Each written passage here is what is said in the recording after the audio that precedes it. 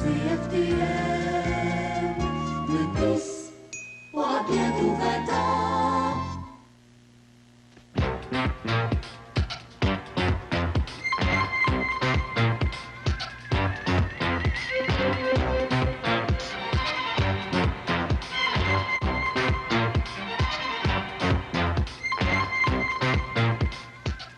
Bonsoir, Mesdames, Messieurs. Mardi le 28 octobre, ici Pierre Bruno, et le 18h.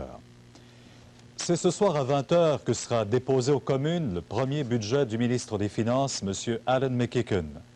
On s'attend généralement à ce qu'une hausse des impôts soit annoncée, comme nous l'explique dans ce reportage Luc Lavoie.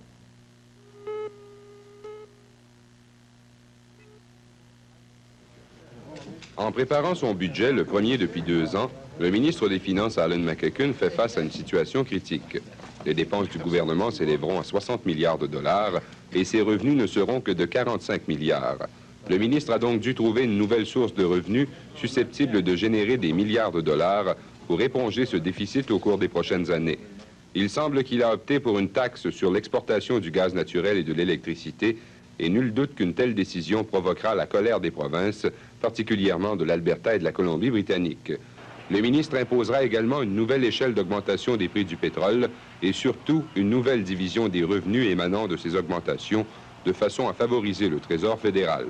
Par ailleurs, le ministre McKicken aurait finalement décidé de mettre fin à l'indexation de l'impôt sur le revenu des particuliers, ce qui touchera particulièrement les gangs petits.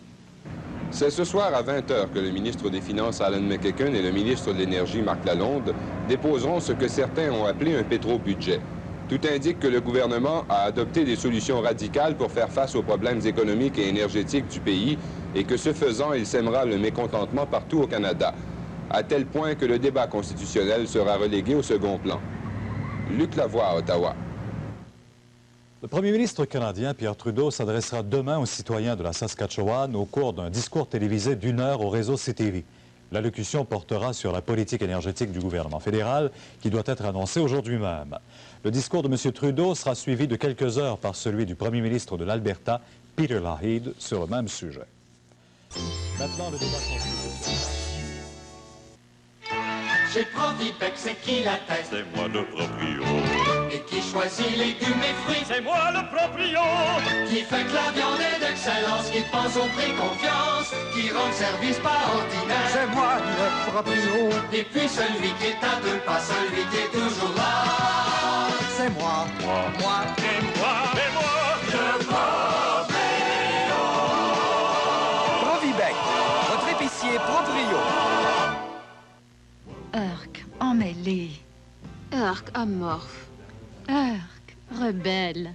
La crème revitalisante Thème met fin aux cheveux Urk et vous donne des cheveux plus dociles, plus gonflés